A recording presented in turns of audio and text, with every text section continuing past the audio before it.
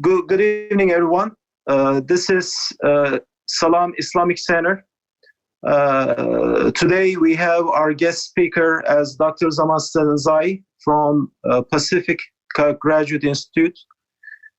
He also teaches at several universities about spiritualism in Islam.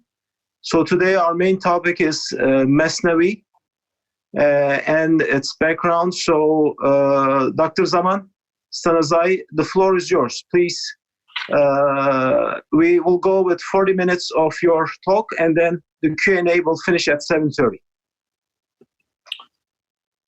Thank you for the opportunity, and I hope that that we'll be able, by the end of the 40 minutes you assigned, to cover some grounds in terms of a common understanding of what Islamic mysticism is and what Sufism is, and perhaps to a certain degree we'll delve on what Rumi's magnum opus, the Masnawi Manawi, is.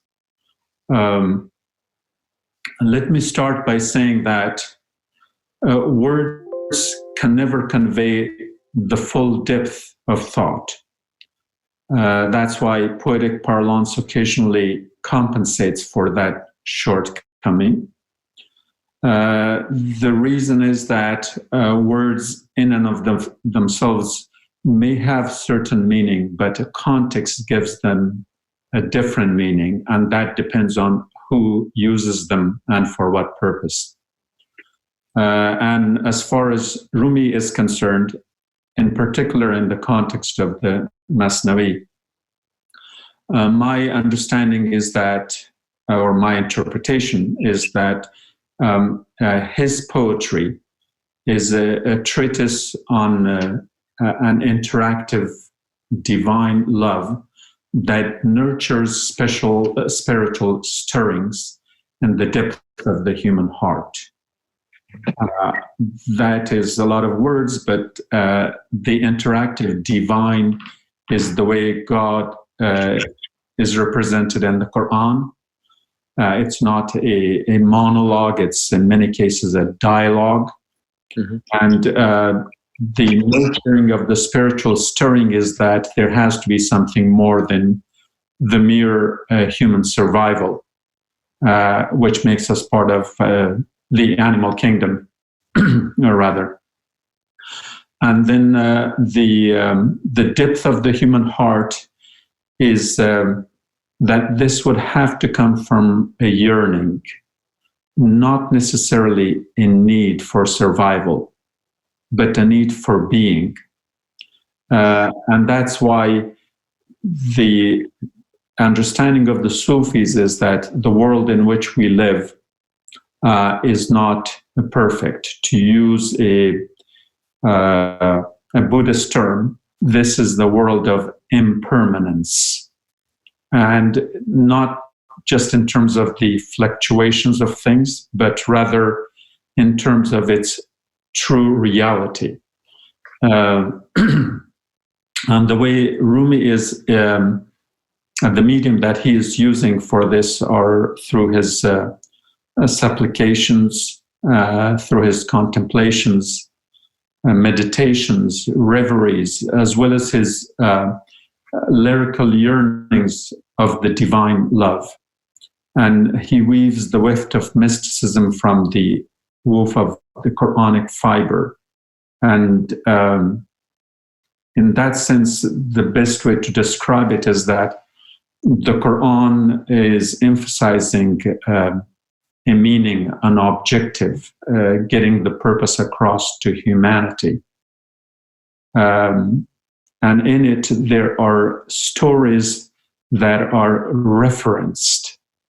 So the stories are, in a way, sprinkled throughout the Quran. Rarely are those stories complete, because the main purpose in the Quran is to give the message to humanity.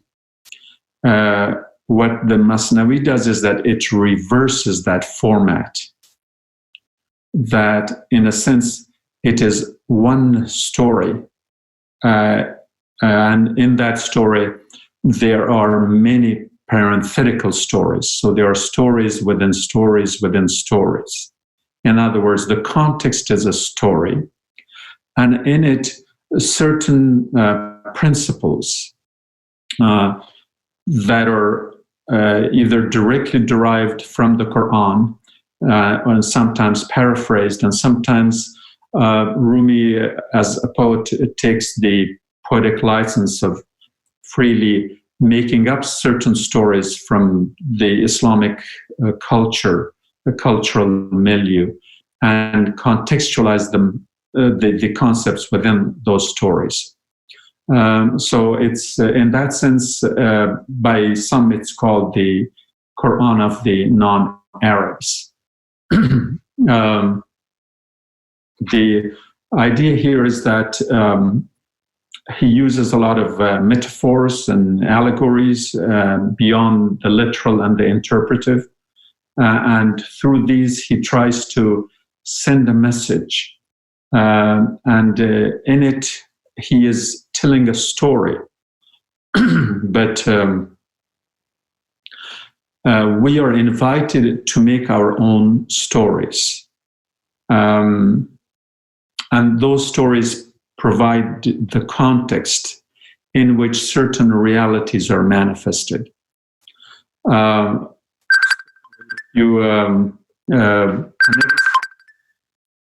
apologize for this call. It was unexpected. So the mind journeys in the footsteps of the heart. Again, the keywords are the mind and the heart. The mind journeys in the footsteps of the heart and realizes that the peace of mind is a mere temporality towards attaining the tranquility of the soul, with the ultimate aim of arriving at the state of being content and contented with the divine through subconscious connectedness. The words content and contented are, again, directly from the Quran.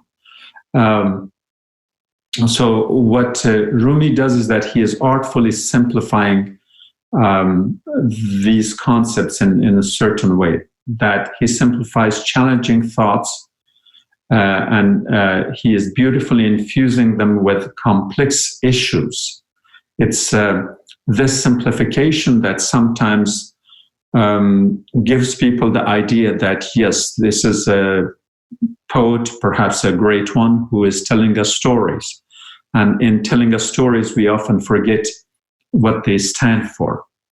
And it's for that reason that we have to go through the main objective of the main goal of why the Masnawi was written. Obviously, we don't have time to go through the whole thing in this 40 minutes, but if I had to encapsulate it, we can look at it this way, that Rumi was at the height of his worldly knowledge, his skills, his exoteric experience as an Islamic scholar and all that. That was all there. And then comes this man from nowhere, Shams, who tells them that whatever he has studied and whatever he amounts to nothing. And so Rumi kind of spins on the spot, realizing like, how could all that be so? And so a paradigmatic shift occurs in him. Of course, he senses it immediately, but he understands it through spending time with Shams. And that's based on a saying of the Prophet, Mutu qabla an tamut. Die before you die. And Rumi is paraphrasing this by saying that if you die before you die, then you don't die when you die. This concept is expressed by Goethe in one of his writings as Sterb und werde, die and become. And this die and become is a kind of transition which in a way is a bit different from the Buddhist concept. In Buddhism, the emphasis is on being. And in Islamic mystical thought, it is on being and becoming. In other words, in Buddhism, there's one point, and you stay at that point. If you can concentrate, you will attain to nirvana and peace within that one point. In Sufism, there are 2 points. First, it's the realization of where you are.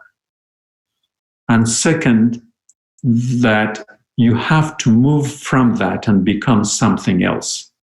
What you become can be the story of everyone's life. Rumi had become what he became. It's for us to become something other than we are. Now, why is this necessary? Well, again, to kind of go back and forth between the present and the past.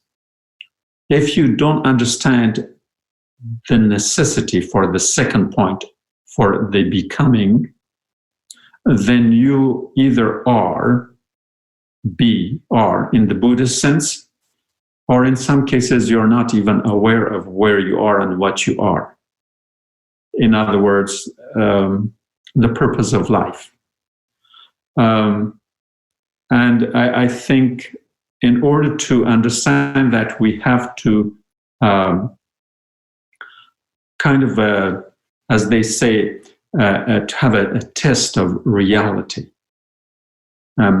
How do we know where we are is real? The test of reality from the human experience is based on 3 things. Basically, through the sense world. And the second one is through imagination. And the third one is through reason. Our senses are equipped to sense our environment, hearing, seeing, smelling, etc., etc. And that defines a particular reality for us.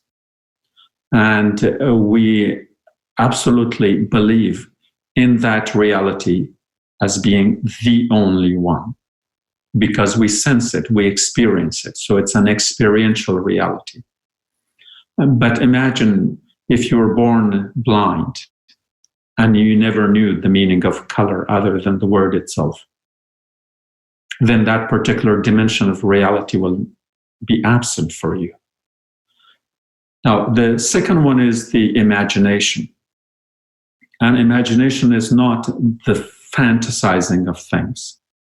Rather, to go beyond what the senses have, sometimes to use the reality you have experienced, and then add to that a reality that is beyond the human experience. And then that creates another reality for you. It could be entertaining, it could be frightening. It depends on which way it goes. And of course, the third one is reason, rationality. And you can go through that one and reason things to be the way they are. A lot of abstract things are explained through reason. Now, while all these 3 are media for connecting with reality in a certain way, none of them are enough to understand the totality of a reality that is beyond all of these. The reason is that our human capabilities are limited. Yes, we enhance some of them. We create microscopes and telescopes, for instance, to enhance our vision, or certain other instruments that would help us see, ultraviolet and infrared and so on and so forth. So we can do all these enhancements, but they are a proof that the senses we have are not capable of understanding reality as we should. Once you go beyond these three, you reach a level that's called the realm of faith. And faith is, in a sense, oscillating between doubt and certainty. You assume certain things to be true for a time, then you question them. Then you find out that maybe all of it or some of it is not true. And then you take that back to what you believe in, and your belief has changed a little bit. And so traveling back and forth between doubt and certainty can strengthen your faith. Now, this doesn't mean that you should not be using the sense, imagination, and the reason. Of course you do. Now, it's with these generalities that I discussed that we can move on to why is there such a thing as mysticism? Mysticism seems to be referring to a reality beyond those three, which is not understood by reason, cannot be observed through our senses. And since these two are absent, then we can't even imagine it. So we go to a level where we want to understand it. We want to be introduced to it. And the word for knowing, for introducing, for understanding is ma'rifah, from which we get the word irfan, which is mysticism, Islamic mysticism. In irfan, you become familiar, you understand something, some reality beyond the three media that I explained earlier. The word understand is also questionable. Oftentimes we say we understand, but we don't. We simply want to express agreement. Sometimes we say we understand because we don't want to confess not understanding something. Sometimes understanding is acknowledgement.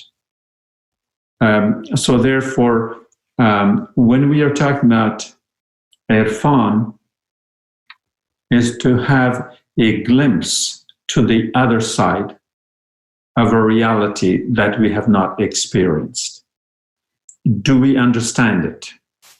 Or do we just get an impression of it? In most cases, it's probably the latter. With that, we can move on to the issue of the story we talked about.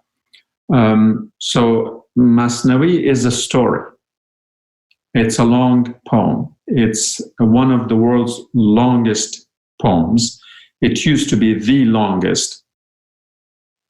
But after certain verses were taken out because people questioned their authenticity, now I think it's down to about 38,000 or so.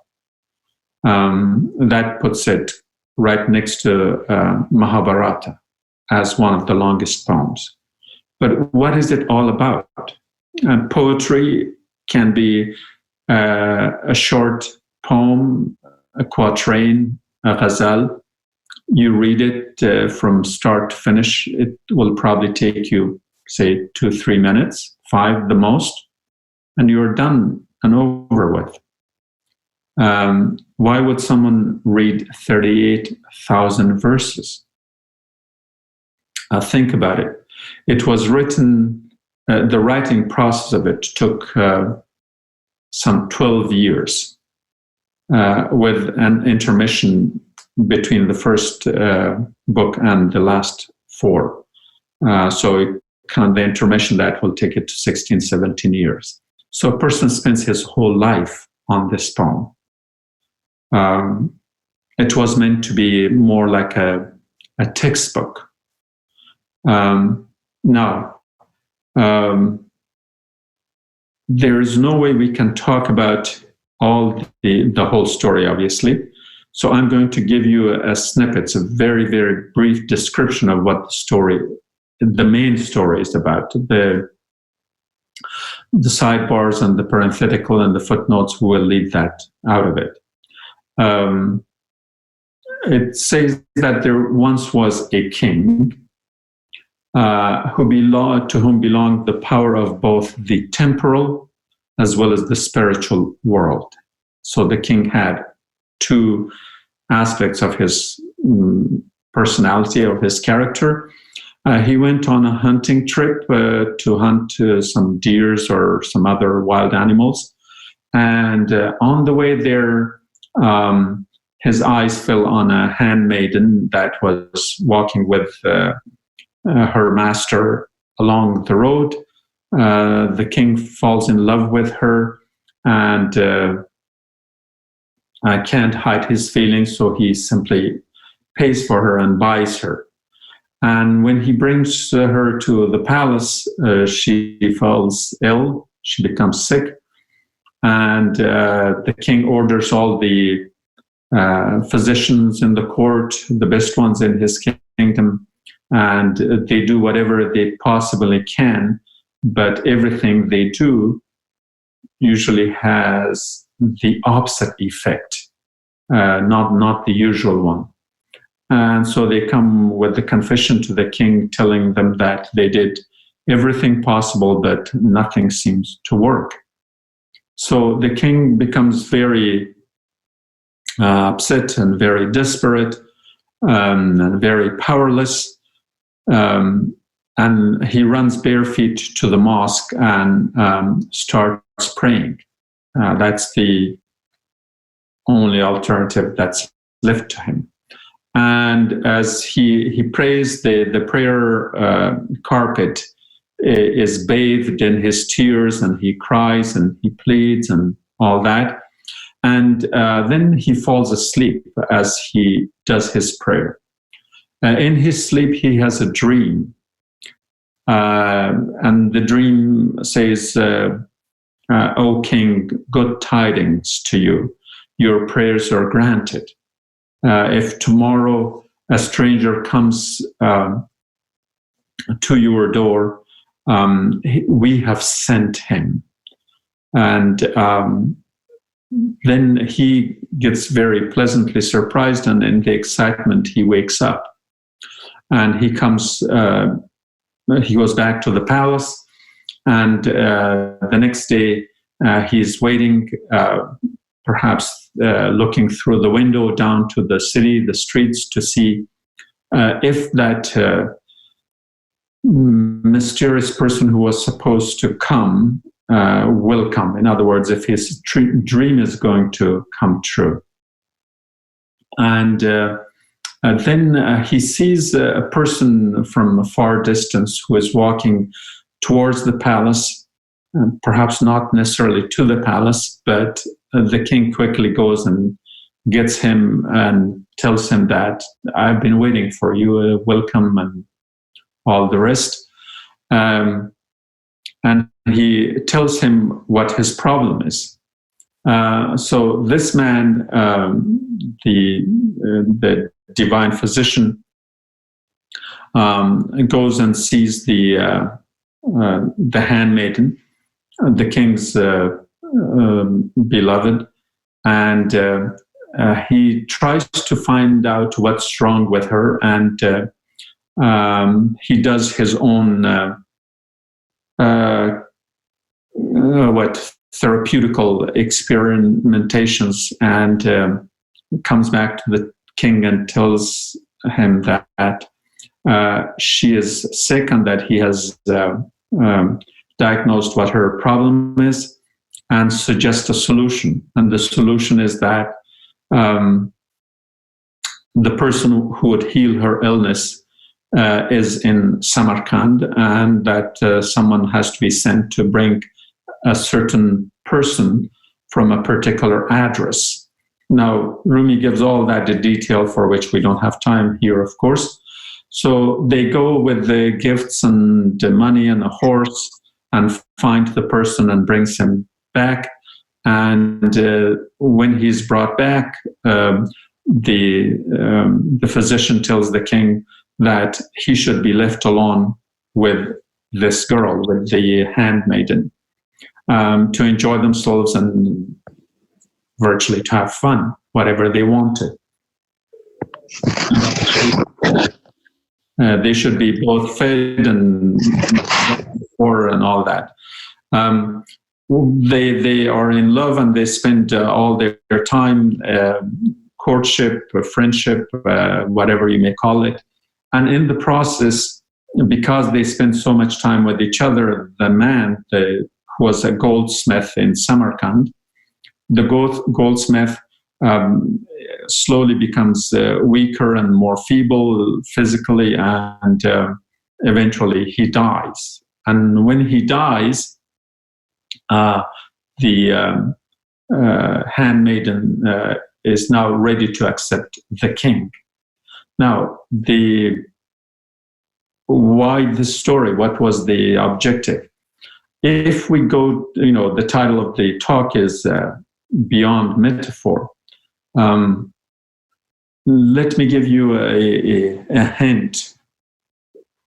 A person who studied Sufism earlier in the 20th century perhaps had an understanding or an interpretation of Rumi's thought, or of that of the Sufis. The Sufis go through a certain process that is called riyazat, which is a kind of meditation and a training. And it requires a certain process which differs from one particular Sufi order to another. The person who studied this, his name is Gurdjieff. He was in Russia, and after the Russian Revolution, he left. And he has this analogy that imagine a person riding in a carriage that is pulled by a horse. In this case, the carriage is the human body. The horse is the emotions. The human intellect is the driver. And the human consciousness, or the human willpower, is the passenger directing the driver which way to go. Now, if we take this analogy and superimpose it on the story of the king and the handmaiden in the Masnawi, here the king would be the nafs, the ego, the self, that is unbridled, nafs amara, as we say, the commanding self or the commanding soul, and it intends to do whatever it likes to, the right and the wrong, or the regulation the society imposes. The handmaiden the girl is the desire that we long for. We get attracted to people of the opposite sex, to money, to wealth, to power, to status. And then in this process, the physician that came and told him what to do, that will be an inkling and an inspiration within. That sometimes we have just, to use a casual term, and we have a gut feeling something is telling us that what we are doing is not right. And in this case, what happened in the whole story is that you will, if you strive to get what you want to, you will get it. But is it the right thing? Now, the handmaiden had fallen in love with a goldsmith. Goldsmith is wealth and money. And if you use a modern analogy, let's say she was a gold digger. She wanted to marry someone or to be in love with someone who has money. So the love was not true. The goldsmith was also in love with the handmaiden, not understanding why she loved him in return. But it was the simple attraction, not the real love, but the simple attraction that was there. Now, when the king is after the king talks to the divine physician, the first thing he tells him, and like I said before, I skipped a lot of the details because of the time limitations. So the first thing he tells him is to clean the house and don't leave anyone in there. So the king goes through two transformations.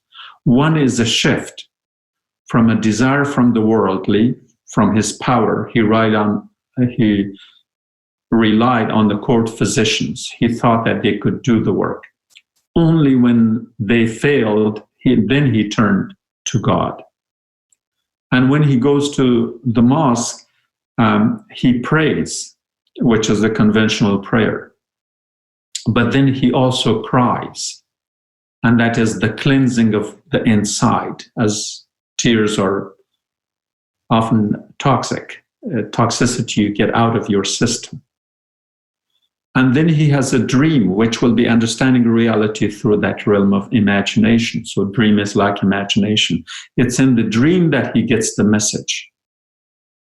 And the message would be to receive the person that is sent to him. Now imagine a king waiting for a pauper or poor person walking down the street and welcoming him. It usually doesn't happen unless you have gone through that transformation.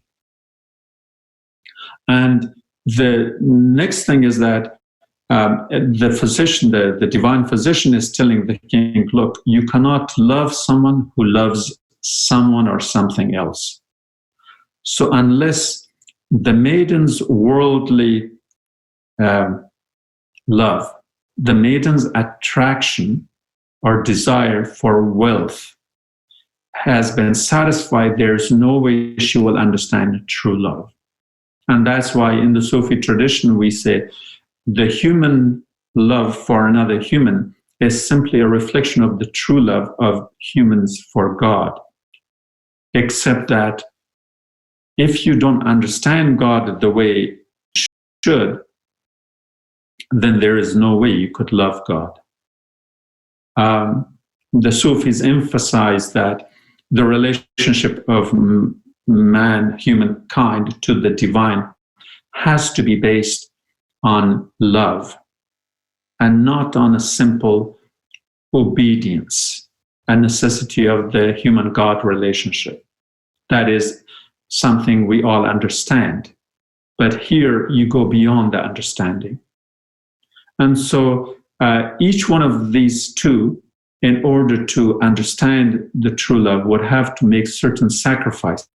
In the process, the goldsmith who loved wealth and money, he became greedy, and all of a sudden he wanted to have more. And he asked for more, he got more, and he died. The handmaiden wanted love, but it was misdirected until she realized that the thing that she loved, that was the wealth of the goldsmith, is so temporal. Her love did not turn for the true love of the king. The same thing, the king went through his own transformation of desiring just a woman he saw on the road and then buying her. and then thinking that you can buy love, and then realizing that no, you can't. So in this way, this story, with a lot of the other parenthetical stories that are there, they are used through a very, I think there's a lot of allegory in there. And the metaphors that are used are not talking about some story 800 years ago or even in times beyond that, but rather any one of us could become any one of these characters in the story, and how we reprioritize our life through the things that we need or through the things that we think we need. And it's in that context that I think we all need to go through a certain degree of a transformation. We have to transcend this reality that things that are that appear to us through visible reality may not necessarily be so real. So realizing that there is need for a paradigm shift, and that has to be through full understanding, and then of course turning and making that shift. So let me stop here just for the sake of brevity of time, and I understood that there will be a Q&A, so maybe we can switch to the Q&A at this point. And I could explain more, but let's see what comes up. Thank you, Dr. Stanizai, for briefing us on this, one of the longest poems in the world in such a short time. Really, it was great. And I was wondering if you can elaborate on the sentence that Rumi paraphrased, like, if you die before you die, you don't have to die when you die. What did he mean by that? This question came through the social media, so please, if you can help us elaborate on that, that'd be great. The idea there is that you die in the self, you die in your ego. And in mysticism, in Islamic mysticism, there are 5 levels. We have the Freudian ego, id, and the superego. We have the Jungian concept of the introvert and extrovert and the variations there. But in Sufism, there are at least 5. And it's kind of an evolving thing. You have to go through a certain evolution. The first stage is the stage of the commanding ego, which simply shows that the ego is in charge of you. You are enslaved to your desires. And unless you kill those desires that pulls you one way or another, in other words, you take charge. So when you take charge, you have, in a sense, killed that ego, which will be your greed, your, let's say, unharnessed desires and things of that nature. So then you go through the third and fourth and the fifth, and again, I'm cutting it short because of time, but the idea here is that you kill the ego self in a way that is taking you, let's say, the wrong way to the wrong place, or that is misdirecting you. So you die in that and you become something better. We see it through the animals. Let's take the certain worms that become butterfly. That is a transformation. What they were in one life, and then they transform into another and another. And of course, when you become a butterfly, eventually, from a caterpillar to a butterfly, then you can fly. But when you're a caterpillar, you are stuck somewhere. A lot of us are stuck in certain parts of our life, in terms of time, in terms of place. And because we are stuck, we think that is the whole thing. And that's why, in many cases, it helps. Even the simple fact of traveling from point A to point B, the physical traveling. As we can see, the greatest thinkers in human history achieved their greatness, and one of the factors was that Moses went to Mount Sinai, Muhammad went to the cave, and then to Medina. Siddhartha went to the jungle. So all of them have traveled, but that is, of course, the symbolic transformation. The important thing is you have to get out of that ego self and travel to yonder lands and better places. Thank you. Another question that came, Dr. Stanizai, is can you recommend any sources on commentaries on Masnawi and the best translation to read Masnawi, because we are not Persian readers of Persian or other languages. So what do you recommend on that? I think if you are well versed in Sufism, if you understand enough of it, then any translation would be fine, because the important thing is you can always interpret it in the context of your understanding.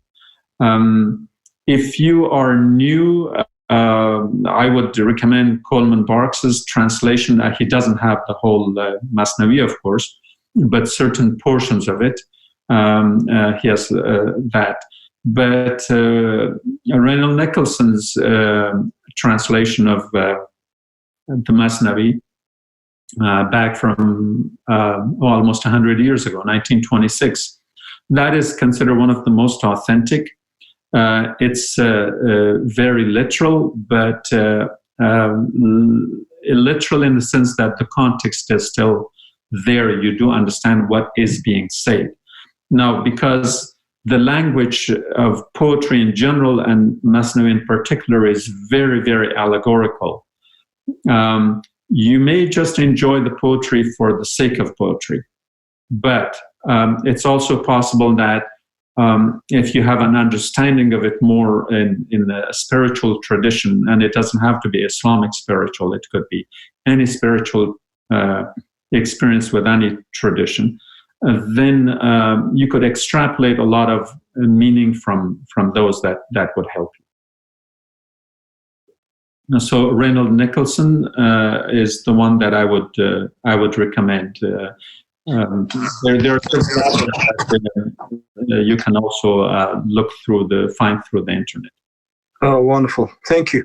Well, we still have time for 2 more questions that came through the social media and YouTube Live now. In Masnawi, love is depicted as the highest value. And the question comes like, should not faith or iman be higher than love? So what makes love such a great value in the sight of God? Can you elaborate on that, please? Love is the raison d'être of our being. It's the reason for our existence, not just ours, humans, but of all creation. At a certain point, there was just God and nothing else. And God felt lonely. I'm using all the vocabulary of the human love experience. So I hope you understand that. And God said, I was a hidden treasure and I loved to be known. So I created. Now, the key word, the verb there is love. I loved to be known. We believe that, Allah jameel wa yuhibbu jamal. God is beauty and loves beauty. Now, beauty by itself doesn't mean anything unless it's something to which someone is attracted. So God is both the beauty to which we are attracted, and God has created us out of a love. And how do we know beauty? Especially if someone is all alone. You see beauty in a mirror. If there's no mirror, you don't know if you're beautiful. Now, so God creates humanity, and that doesn't mean only humanity. The human heart becomes a mirror. It's in the mirror of the human heart that the glory of the divine shines. And so God's beauty is reflected in the human heart. And in that sense, the whole theme of our existence is nothing but love. Everything else we do is just for mere survival.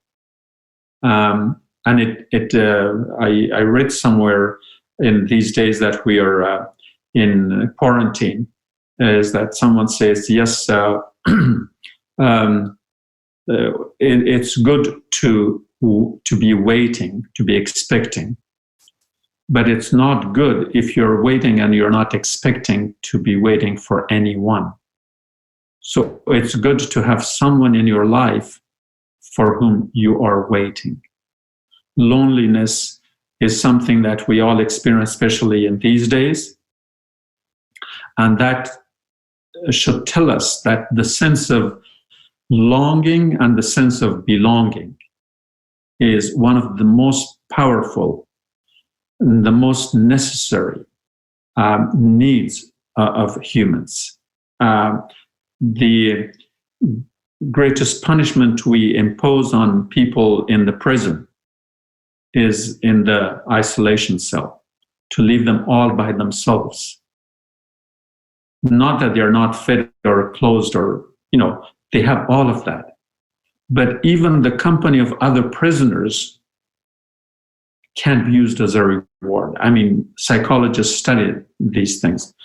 So now, again, using that human perspective and superimposing it on the position of the divine God, to understand that God created because God was lonely. And Corban's book, Alone with the Alone, explains that very well. And it is, we need God as much as God needed us. And that shows the reciprocity of the Quranic God and human relationship. The Quranic God is an interactive God. It doesn't act upon us, but it acts with us. And so in this reciprocity, where the Quran clearly says, God says in the Quran, you remember me, I will remember you.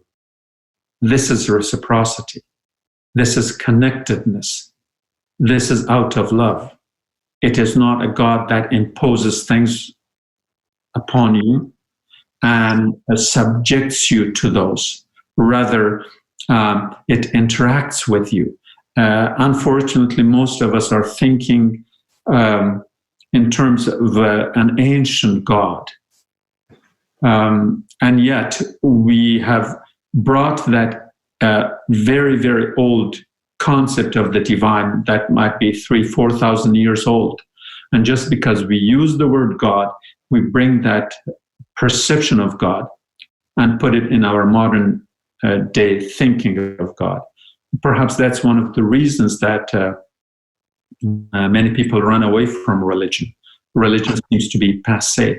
It's because the terminology is too old, and that terminology carries with it meanings, perceptions, and concepts that are too dated for a modern understanding. So in the modern understanding, in the Sufi thought, for instance, the human-God relationship is one of love. The divine love is the ultimate love. Every other form of love or attraction you have is simply its shadow, not the real thing, the real Mikoya, as they say. Yeah. Well, thank you. And we'll have our last question that came through the social media. Our last question is, why do we hear more of Rumi in Western world? And do you think Muslim world know enough of Rumi? Sorry, the second part? Do you think Muslim world know enough about Rumi, of Rumi? First of all, it's unfortunate that we know of Rumi because of the Western world. We Muslims had Rumi for 800 years, and we didn't really pay much attention to his work. Books were being burned in Persia and Iran because it didn't start with Bismillahir Rahmanir Rahim, that particular phrase that traditionally all books begin with. So they were burning his books there. We know what happened to the Sufis in general and his followers during the establishment of the Turkish Republic. And the situation wasn't any better in Afghanistan either. Those are the three countries that claim him to be one of them, so to say. Rumi is beyond Afghanistan, he is beyond Iran, and he is beyond Turkey. He belongs to the world. We owe it to the Western world to make us aware of what he stood for, how he stood out more than what he stood for. But we often drag him back to the parochial narrow-mindedness that is stuck in nationalism, in regionalism, even in religious sectarianism. We try to make him smaller so we ourselves would look greater. Rumi belongs to the world, so there is a good and a bad thing together. The bad thing is that, well, why didn't the Muslim world know enough about him? I mentioned the three countries, Afghanistan, Iran, and Turkey. But in the Arab world, they will have nothing to do with him because he wrote, say, in Persian. Again, another line they draw there. Now, so the Western world became a medium and created that possibility so that we know ourselves better. It's for us to understand his greatness because I think Rumi, in addition to what I said earlier, that he was a great scholar of the exoteric knowledge of the religious sciences and all that, and then he made that paradigmatic shift.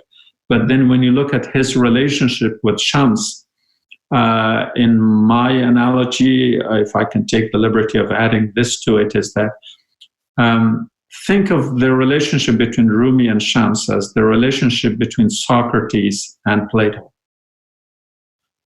Shams was such a great thinker.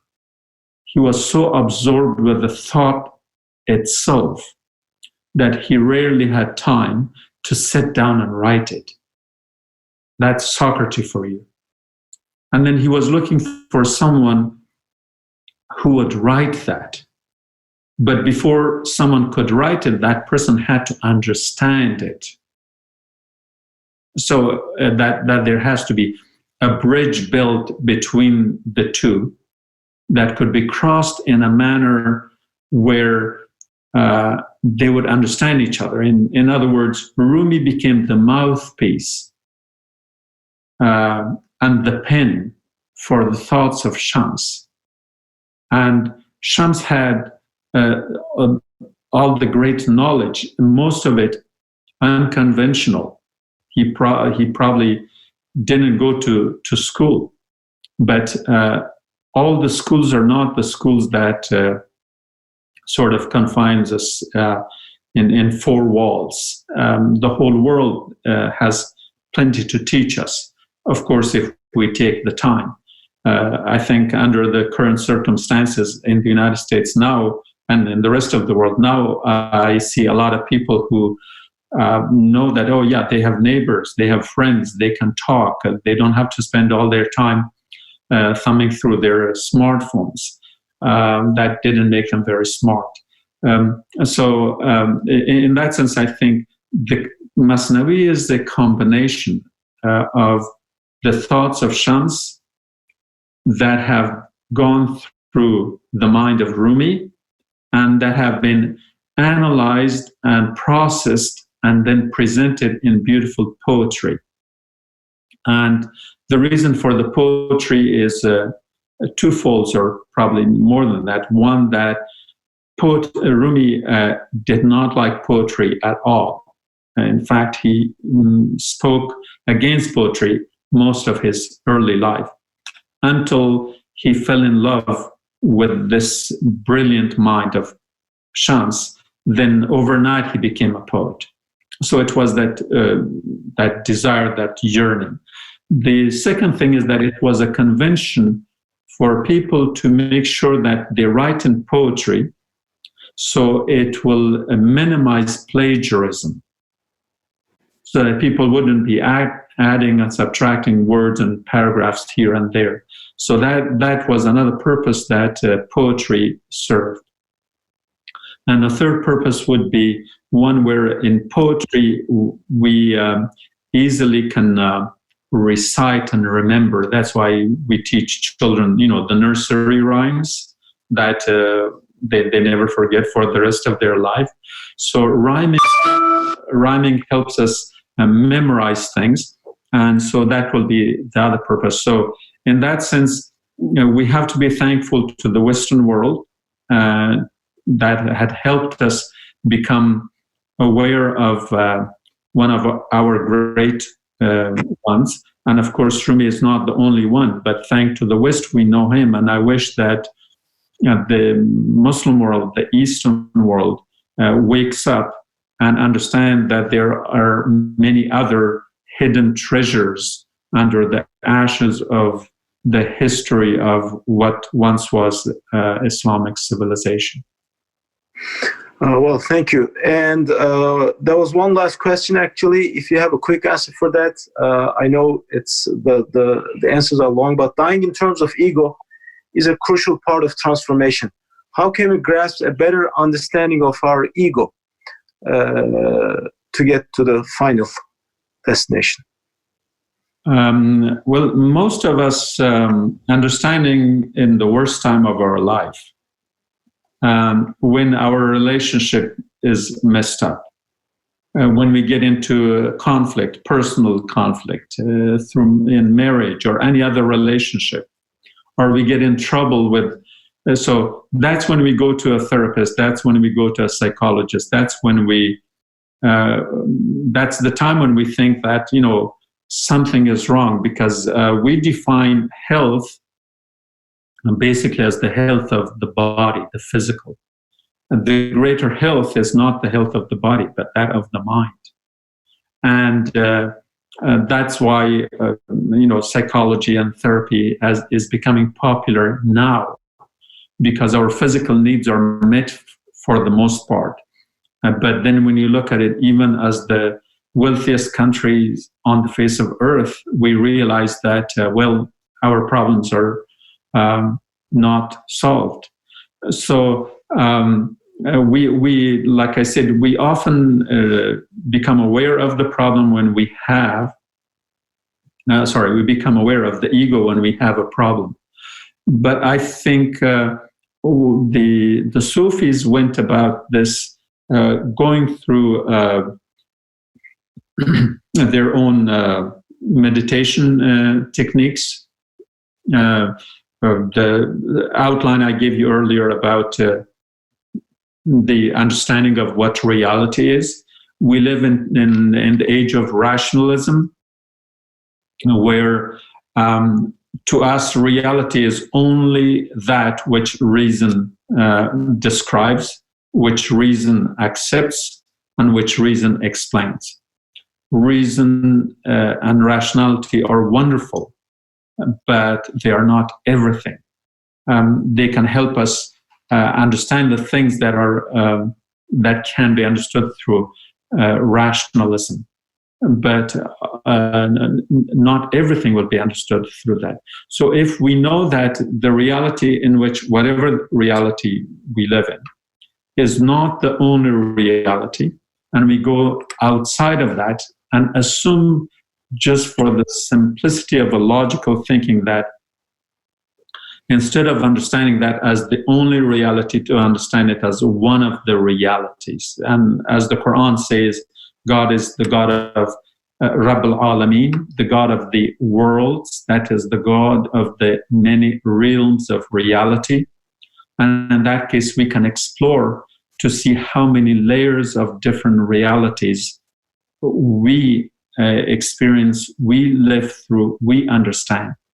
And that need will make us aware of another reality, and that is that in the West, we're often encouraged to have a sense of self-confidence. And that self-confidence makes us very self-centered. And we often think that we are the center of the world, if not the center of the universe. And when we are the center of everything, and everything else spins around us, that simply means most everything else is not important. So we look at our relationship. Are we losing friends or making friends? If we are losing them, what is the reason? Could our self-centeredness be the cause of it? Are we ignoring their humanity? Are we blind to their beauty? Are we unaware of their kindness? And so in our relationships, if our relationship is only with our bank account and with our real estate and how many homes do we have and all that, then we are happy with it. We might be satisfied, but that is not the ultimate happiness. But your happiness will be defined by how do you interact with other human beings around you, the relationships you have, not necessarily the intimate ones, any relationship. How, when you walk through your street, which you probably do these days, or don't, depending on the circumstance, how do your neighbors greet you? How many of the smiles, if you're lucky to get a smile from your neighbor, how many of those smiles sound genuine? And in that sense, you understand that everything should not be measured by the power of the purse. Rather, instead of opening your wallet and your purse, you should be opening your heart. If you're driving by and seeing all the homeless under the bridges and the freeways, how does that affect you? How often do you feel responsible, like you have to do something for it? So in that sense, the problems, we do have problems with ego. It just, these problems are often dormant. We are not aware of them because we haven't woken up. So we are sleepwalking. We are sleepwalking because we are so stuck to our, I hope I'm not insulting anyone, we're stuck to our animalness more. To us, the survival part of it is more important than the living part of it.